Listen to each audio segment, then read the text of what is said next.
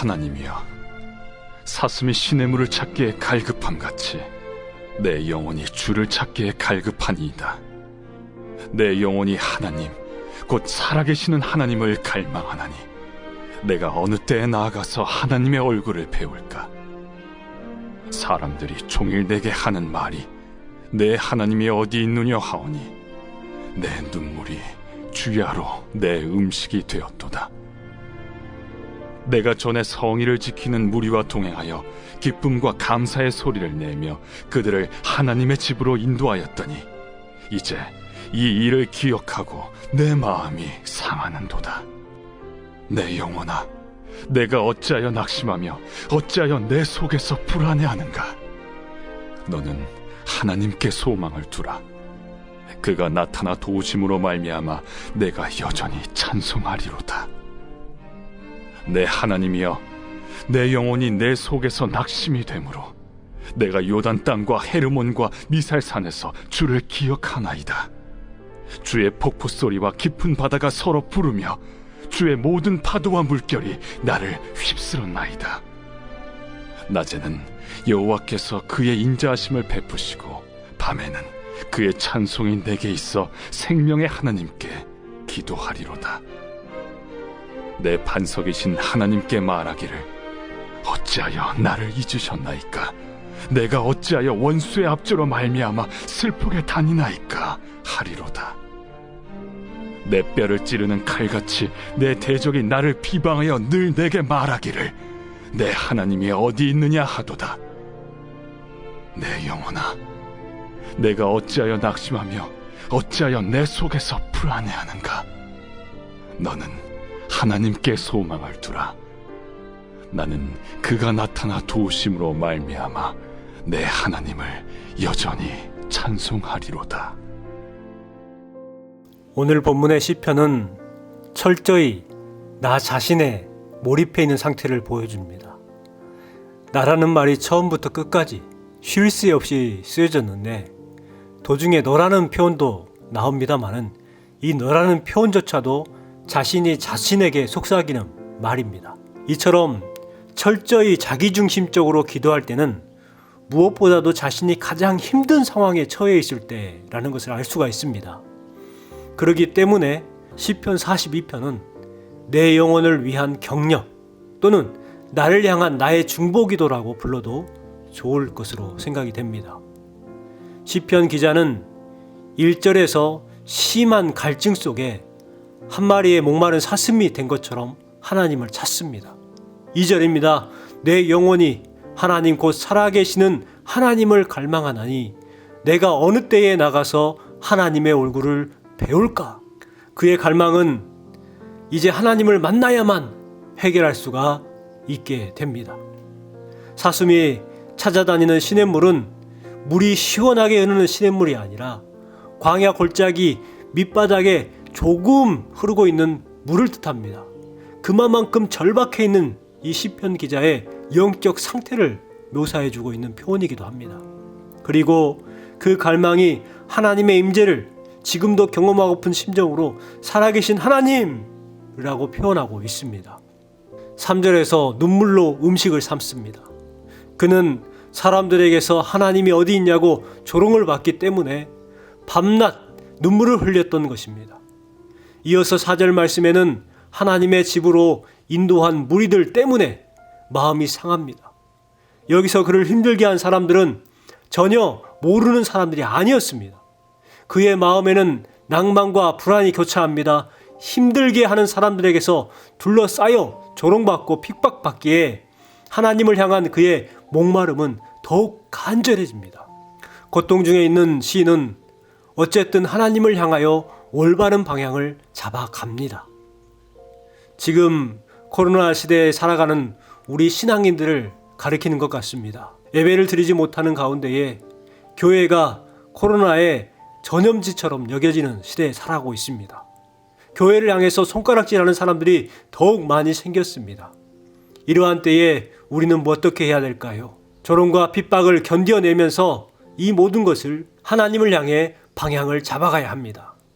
본문의 시인과 같은 상황에 처했을 때에 많은 사람들은 다른 것으로 그 목마름을 해결하려고 합니다.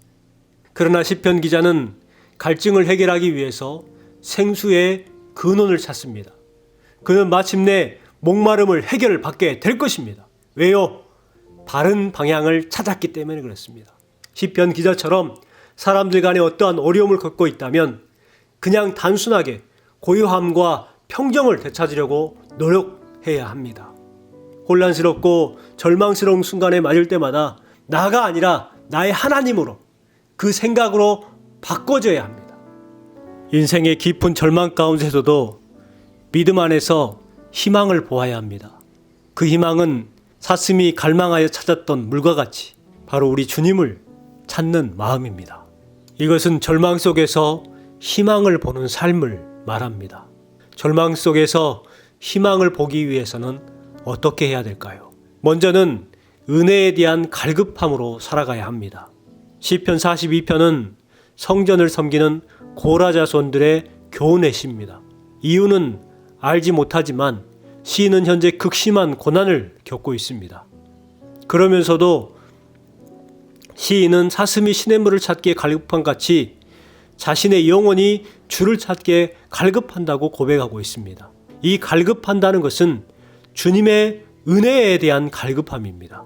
물이 사슴의 생명을 살리는 것처럼 하나님만이 내 영혼에 생명을 불어넣어 줄 수 있는 유일한 분이라는 것을 알았습니다. 시인이 하나님의 얼굴을 뵙기를 갈망한다는 것은 곧 하나님의 임재를 사모한다는 것입니다.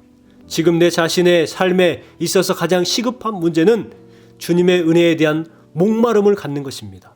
우리 모든 성도들의 마음이 되어야 합니다. 하나님 없는 인생은 아무리 세상 것들로 가득 채워져 있다 할지라도 공허할 뿐입니다. 인생의 벼랑 끝에 거할지라도 간절함으로 하나님의를 갈급하는 인생이 되어야 합니다. 두 번째는 구원의 주를 소망함으로 살아가야 합니다. 시인은 사람들의 조롱함을 받고 있어요. 너희 하나님이 어디 있느냐? 즉 너를 도와줄 하나님이 없다. 하나님은 더 이상 너와 함께 하지 않는다 라고 조롱하는 것입니다. 이런 조롱으로 인해서 시인으로 하여금 탄식하게 만들고 눈물을 흘리게 만들었습니다. 시인은 현재 하나님의 성산에서 찬양하며 예배하는 사람들이 사라지고 하나님을 비웃으며 조롱하는 사람들로 가득함에 대한 탄식도 있었지만 그는 또한 반드시 구원해 주실 소망이 있는 하나님에 대해서 의지하며 바라보았습니다. 우리가 힘든 코로나 시대를 살아가면서 이런 현재의 상황 가운데서 우리가 찾아야 될 해답은 그럼에도 불구하고 구원의 주님을 온전히 소망하며 살아가는 것입니다. 지금 겪는 절망적인 환경에서 구원하실 수 있는 유일한 분이 하나님이시기 때문에 그렇습니다. 내 자신이 겪는 인생의 절망 속에서도 희망을 볼 수 있도록 구원의 주님을 날마다 소망하며 살아가야 합니다. 마지막 세 번째는 생명의 주님께 기도함으로 살아가야 합니다. 고통과 절망의 벽에 직면해 있는 시인은 이전에 이스라엘에서 은혜를 베푸셨던 것을 기억합니다. 6절 말씀에 내가 요단 땅과 헤르몬과 미살산에서 주를 기억하나이다. 또한 시인은 주님께서 일으키시는 큰 소리를 내며 떨어지는 폭포와 주의 모든 파도와 물결 소리를 들으며 자신에게 닥친 재난을 생각합니다.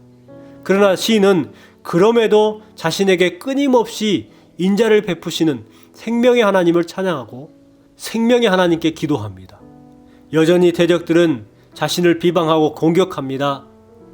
하지만 시인은 하나님만이 자신의 힘과 피난처가 되심을 9절에 고백합니다. 주님께 소망을 두겠다고 결단합니다. 내 인생의 모든 삶마다 동행하신 하나님의 은혜를 기억할 때 여전히 나와 동행하고 계시는 살아계신 하나님을 경험할 수 있습니다.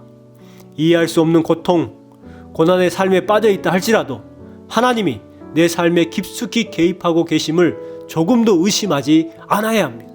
빠져나갈 길이 보이지 않는 벼랑을 만난다 할지라도 포기하지 않아야 하는 이유는 내 인생이 겪는 모든 삶이 하나님의 섭리 안에 있기 때문에 우리는 믿음으로 살아가야 하는 것입니다. 하나님을 향한 소망으로 절망 속에서도 희망을 볼 수 있는 여러분의 삶이 되시기 바랍니다. 내 자신의 형편과 처지를 누구보다 잘 알고 계시는 하나님께 지금 상황을 위해 기도하고 소망을 갖는 복된 하루가 되시기를 주님의 이름으로 축원합니다.